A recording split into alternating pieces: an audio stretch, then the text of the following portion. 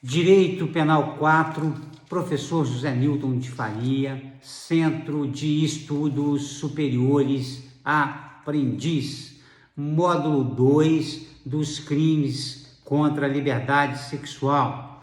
Então, no módulo passado, começamos a estudar o tipo penal simples do crime de estupro. Artigo 213, constranger alguém mediante violência ou grave ameaça a ter conjunção carnal ou a praticar ou permitir que com ele se pratique outro ato libidinoso, reclusão de 6 a 10 anos. Bem, agora a gente precisa entender aí os elementos do estudo da infração penal. Primeira coisa, o objeto jurídico aqui é a liberdade sexual, ou seja, já falar dos crimes contra a liberdade sexual, ou seja, é a opção sexual de cada um. É essa situação que a gente tem que deixar muito claro. Então aqui a liberdade sexual é o bem jurídico tutelado, é o objeto jurídico, tá? O objeto material aqui vai ser a pessoa sobre o qual recai a conduta do agente, ou seja, é a Maria, é o Joaquim, é o João, e por aí afora. Então, essa circunstância a gente tem que saber. Bem, passando disso, a gente vem para o elemento subjetivo do tipo penal. Aqui, como já foi falado, todos os crimes são dolosos, que é a vontade livre e consciente de praticar a conduta definida no artigo 213. Não se admite a modalidade culposa, porque não há previsão legal. Sujeito ativo e sujeito passivo. Bem, então aqui é constranger alguém, então quer dizer que é um crime comum, é um crime que pode ser praticado por qualquer pessoa e contra qualquer pessoa. Uma característica importante aqui é que se a vítima for menor de 14 anos ou pessoa vulnerável, lá nos termos do artigo 217, o crime vai ser estupro de vulnerável, definido lá no artigo 217A, cuja pena é de 8 a 15 anos.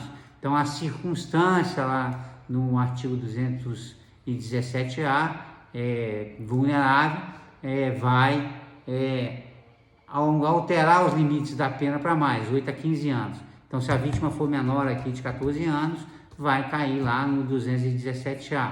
Se a vítima não tinha condições de manifestar a sua concordância em razão de doença mental ou desenvolvimento mental incompleto em relação ao ato sexual, vai cair lá no 217A. E se a vítima não tinha condições de resistir, ou seja, estava desacordada, embriagada e etc., então vai cair no 217A. Vai ocorrer uma desclassificação do 213, que é o tipo fundamental, lá para o 217A, que é um crime especial em relação ao 213. Então vamos lá. A segunda questão que a gente tem que ver aqui são os parágrafos 1º e 2º. Então, tanto a figura do caput, artigo 213, quanto os parágrafos 1º e 2º são crimes hediondos. Parágrafo 1º e o parágrafo 2º são crimes qualificados, ou seja, é o mesmo crime de estupro, que adicionado a algumas circunstâncias vão alterar os limites da pena para mais. Então aqui veja, estupro, aí vem ó, se da conduta resulta, aí vem a primeira questão, lesão corporal de natureza grave ou se a vítima é menor de 18 anos ou maior de 14 anos. Bacana. Então aqui você tem 3 circunstâncias. Vamos lá. Primeira circunstância, lesão corporal de natureza grave. Artigo 129 do Código Penal, parágrafo 1º e parágrafo 2º. Lá no crime de lesão corporal, você tem lá a lesão corporal qualificada, parágrafo 1º e 2º. A primeira questão lá é se a vítima ficou incapacitada por mais de 30 dias para as suas atividades habituais. Então lá houve, no caso aí, diminuição de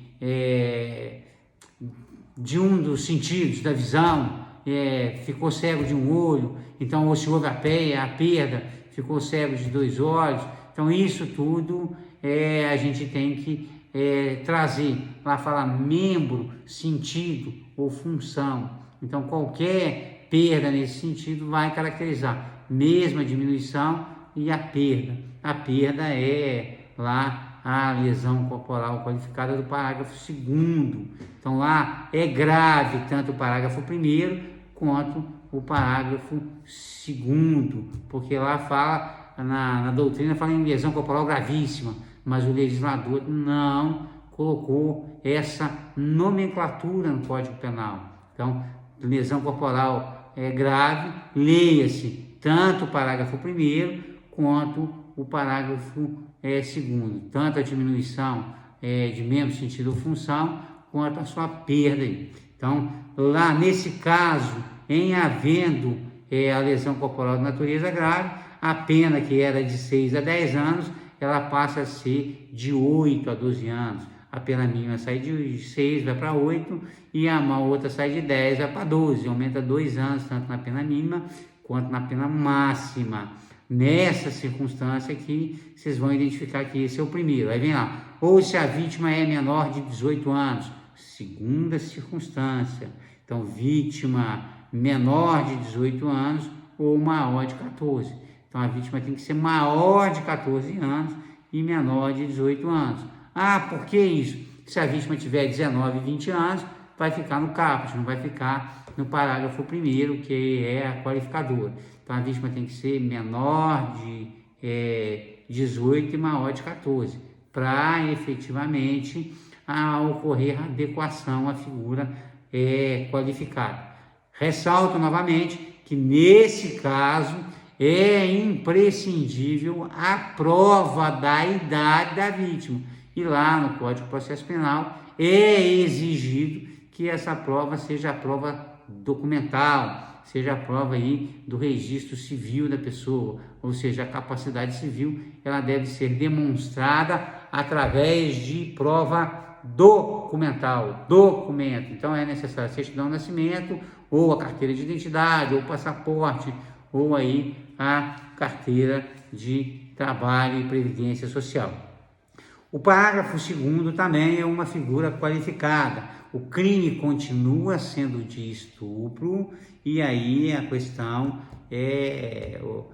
se resulta morte. Aí a pena aqui, ela é igual à do artigo 121, parágrafo 2º, do homicídio qualificado, 12 a 30 anos. Então, os crimes qualificados pelo resultado aqui, eu estou estudando os crimes contra a dignidade sexual. Então, aqui, mesmo crime qualificado que cause a morte da vítima, que tem aí a morte como consequência da conduta do agente, como resultado aí da prática da infração penal, esse crime é de competência do juízo comum, assim como o crime lá do 157, parágrafo 3º, que é o crime de latrocínio, lá o roubo seguido de morte, se resulta morte, aí a pena é de 20 a 30 anos, ou lá do extorsão mediante sequestro seguido de morte, 24 a 30 anos, 159, parágrafo 3º. Então aqui a gente vai identificar que são crimes qualificados pelo resultado. Lá no patrimônio também, a competência para o julgamento, mesmo ocorrendo a morte, é do juízo comum, porque o crime é contra o patrimônio. Aqui o crime é contra a liberdade sexual. E sendo contra a liberdade sexual, se ele for qualificado, ele deve ser julgado pelo juízo comum. Bacana? Então aqui a competência, juízo comum, tá certo? Então vamos lá. Nessa situação, o que a gente tem que vislumbrar e identificar é que o sujeito passivo, sujeito ativo, elemento subjetivo do tipo, são os mesmos. O artigo 214 seria o nosso próximo tipo penal a ser estudado. Tem uma questão recorrente até na doutrina, na jurisprudência, até nos exames da OAB, e nas provas de concurso é a questão da descriminalização ou da abolício crimes, nos termos do artigo 2º do Código Penal brasileiro, que vai dispor: ninguém pode ser punido por fato que lei posterior deixa de considerar crime. Então, nesse caso aqui do artigo 214, a pergunta que fica é o seguinte: como esse crime definia lá o crime de atentado violento ao pudor e ele foi revogado, houve a descriminalização? Bem, a resposta aqui é negativa. Não houve a descriminalização. Peraí, mas por que não houve a descriminalização? Aqui fala-se no princípio da continuidade típico. Por que princípio da continuidade típico? Porque esse princípio, ele reconhece que todos os elementos da infração penal que foi revogada, elas foram colocadas no artigo 213 do Código Penal brasileiro. Então, aqueles que responderam lá pelo crime de atentado violento ao pudor seguido de morte, que na época era combinado 214 com 224 do Código Penal brasileiro. Nesse caso, se o agente pegou 20 anos de prisão, pelo princípio da continuidade típico normativo, nessa circunstância, ele vai continuar tendo que cumprir a sua sanção penal, porque não houve descriminalização. O que houve é que todo o artigo 214 ele foi transportado para o artigo 213 e assim não ocorreu aí a descriminalização. A responsabilidade penal ela continua, mesmo que o agente não tenha respondido. Se porventura foi descoberto hoje que houve um crime de atentado violento ao pudor que ainda não esteja prescrito, principalmente se for qualificado aí pela morte, que a sanção penal é 12 a 30 anos, vai efetivamente ser julgado. Por quê? Não houve a descriminalização. Nesse caso, não houve abolício crimes. E aí a figura penal continua rígida e a persecução penal ela pode ser realizada. Bem, saindo do artigo 214, a gente vem para o artigo 215, também é um crime doloso. Esse crime não é hediondo, é um crime aí de médio potencial ofensivo. Então, ter conjunção carnal ou praticar outro ato libidinoso com alguém, qualquer ser vivo nascido de mulher. Então, ter conjunção carnal ou praticar outro ato libidinoso. Conjunção carnal, cópula vagínica. Outro ato libidinoso, qualquer ato de cunho sexual que venha a trazer satisfação aí sexual para alguém, mediante fraude ou outro meio que impeça ou dificulte a livre manifestação de vontade da vítima. Reclusão de 2 a 6 anos. E aqui vocês vão vislumbrar que tem um parágrafo único que fala: se o crime é cometido com o fim de obter vantagem econômica, aplica-se também a multa. Então aqui pode ter incidência da multa, desde que o agente pratique o fato com aí o cunho econômico, dirigido a manter lucro, tá? Desde que o agente, a finalidade dele seja obter vantagem econômica, vai incidir a pena pecuniária. Crime doloso, como já falei, sujeito ativo ou sujeito passivo. Então aqui são crimes que comuns, podem ser praticados por qualquer pessoa. Aqui vem as formas de praticar. Então a gente tem que mediante fraude ou outro meio que impeça ou dificulte a livre manifestação de vontade. O que é fraude? Fraude foi estudado lá no artigo 171 do Código Penal, no estelionato. Então, fraude é um engodo o artifício, o ardil, a trapaça. Então vai estar lá no 171. Então essa fraude é qualquer meio que faça com que a pessoa não tenha a possibilidade de manifestar a real vontade dirigida a alguém. O exemplo aqui, imagine dois irmãos gêmeos e aí um irmão gêmeo resolve manter relação sexual com a namorada do outro. Então ele se faz passar pelo irmão e ali mantém a relação sexual sem o consentimento da namorada.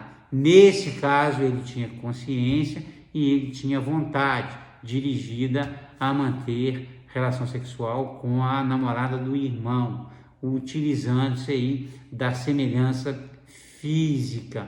Então ele se usou isso, ele se fez passar pelo irmão através de fraude. Ele afirmou que era o irmão, justamente para conseguir ali o seu objetivo, que era manter a relação sexual. Ou outro meio que impeça ou dificulte a livre manifestação de vontade do agente.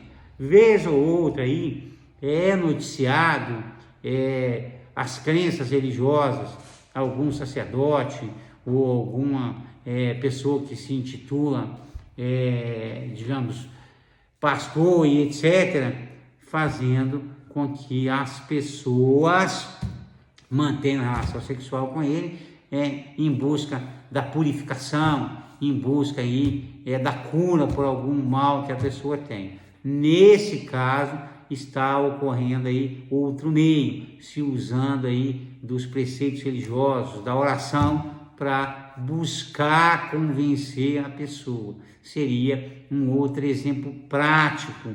Então aí, recentemente, a gente teve no Brasil um crime dessa natureza de repercussão nacional. João de Deus, lá em Abadia, em Goiás.